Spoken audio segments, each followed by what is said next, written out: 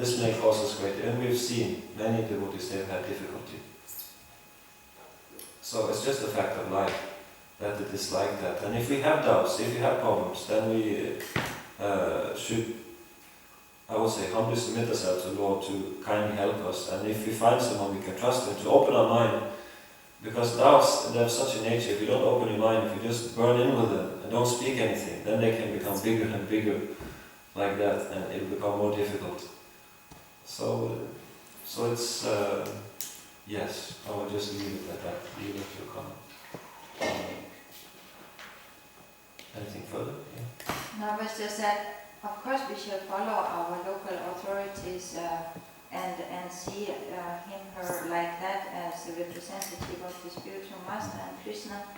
But once, I remember many years ago, there was a very difficult situation, and the temple president was doing things. Later on he was removed, and at that time, before that happened, I wrote to my spiritual master at that time, and he wrote back that your spiritual life is not dependent on the temple president.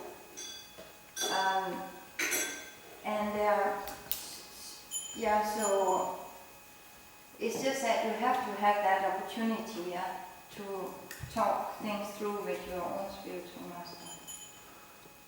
Yeah. Later on, that situation was changed, and the new temple president was installed, and all faith was again put into the system and the local authorities like that. But you may come into a situation where your temple president is doing like some kind of little weird things, or like, you know, and is removed by later on, and you may not even have to be involved in that movement or anything, but it's just that the spiritual master is just the Krishna. I mean, it's so important that one has that direct connection with the spiritual master.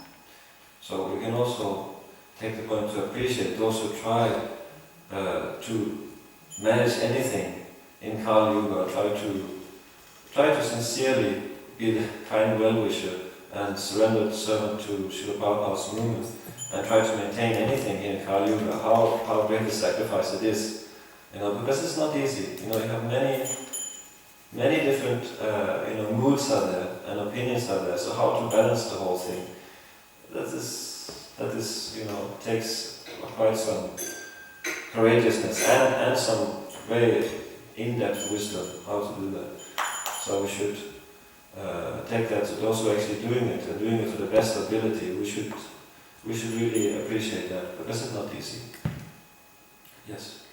I was wondering, in regards to this verse, I found a verse in Sri Upanishad, I think it's the 17th mantra, which says something like, I don't remember the Sanskrit, but let this body be burned to ashes, and let the air of life be merged into the totality of air.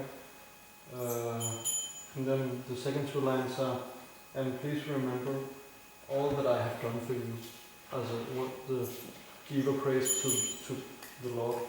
And I was just thinking the first part was so nice, like nice to merge, and nice to meditate on just the bodily elements being merged in the totality, and just to let this body go and be attached to it. But the second part about like praying that Krishna, please remember all that I have done for you, that is not so much our mood, is it? Or should be?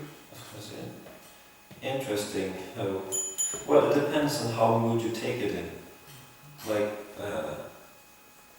if it's one of a helpless crying, like you can say that, oh Lord, without you, there's no chance.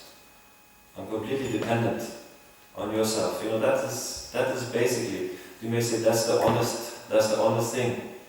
No, because, and I think that's appreciated in the mood of Lord Chaitanya, because in the second verse of the Shikshastakam, one simply admits one's shortcoming. Nam Akari Bahuda Nitya Sarva Saktis. Well, you have unlimited names, but I'm so unfortunate that I have no attraction for them. Like that. So that sense of inadequacy and helplessness, I find that mood is represented in Chaitanya Mahaprabhu's Shikshastakam. And I particularly find that it is relevant for the sadhaka who is completely mixed up in his convictions. He's full of doubts. He's not eka purnanda, he's not fixed. He's floating around in the most material nature, basically, and his focus is not pointed. So in that condition, then it is the intelligent thing to do is simply to submit oneself with one's inadequacies and present that to the Lord. That's the honest thing to do. Because if we take it prematurely, that we are well situated, we are qualified, we are executing devotional service properly, and we, like that says, we already saved, then that can be premature. That may be premature. So I find it useful to keep that in mind always, that one is helpless, inadequate, in that sense, never forget it. Because as soon as we think we are someone, that now we're alright, now we're okay, now we are devotee, then the thing is that pride, it creeps in. And the symptom of pride is that that one will neglect others. Pride causes neglect. So that is how we measure actually if we are proud, if we become neglectful. If you can see some trace of neglect, that means that some pride must be there. Because a person who is generally humble and generally engaged, sincere in God's service, he will never neglect anyone.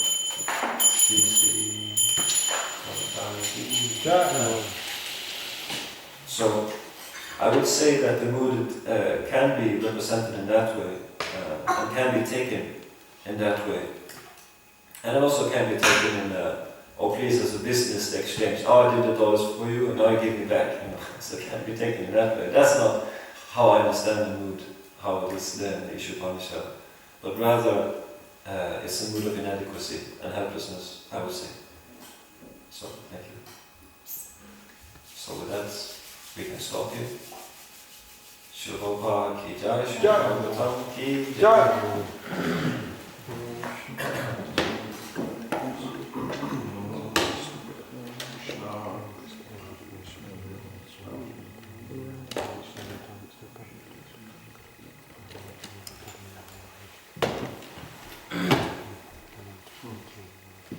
Det er eksemplarisk, hvordan verset vil snakke om, hvordan man skal ofre sin krop og en højere sags tjeneste.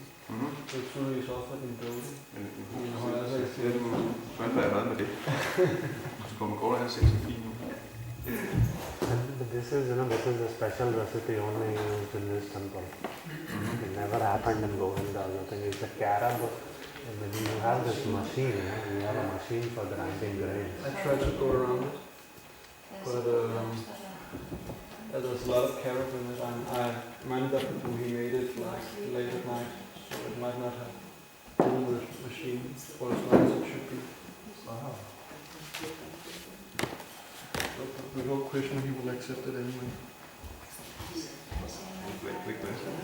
Klar? Skal det? Hvordan er konsistensen over det? Kan jeg ikke forstå, hvordan kan det ikke være svin i en åndelig verden? Hvordan kan det ikke være svin i en åndelig verden? Den åndelige verden er jo, altså når den bliver reflekteret til den... Det er altså min mærkelige spørgsmål, ligesom sådan, hvordan kan det være, at der ingen svin er derinde i tempelrummet? Nej, det var fordi du sagde her den anden dag, at der er ingen svin. Ja, der er ingen svin i en åndelig verden.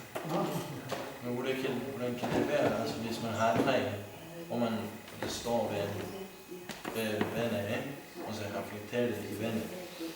Hvis der er et æble på det træ, så vil det æble til blå. Ja, det kan også være sådan, jeg kan man sige, fordrejede spejlbilleder,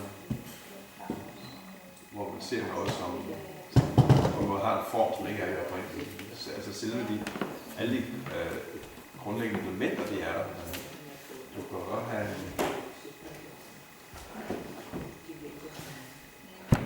ting, der er så spejle kan jo være fuldstændig ændret det, så det siger Ja. For eksempel, når man kigger, hvis man har sådan... Altså, det er jo godt, men det er bare, hvad jeg mener, vi går tilbage til PowerPoint, altså, det er jo ingen, det er et eksempel, det der med spejlbilledet. Altså, selvom man kan finde ting, hvor det ikke er helt præcis. Det får også give os selve ideen. Ja. Så. Andrew, er det fordi du håber at få sådan en Swaroop, eller hvad er det? Nej, jeg var forventet, at Prabhupada skriver i Bhagavad Gita, at alting er en ombevægelse. Det er faktisk rigtigt. Altså, igen, forstå ting med intelligens og sund fornuft. Ja. Det kan godt være, at man har ting i verden, som er så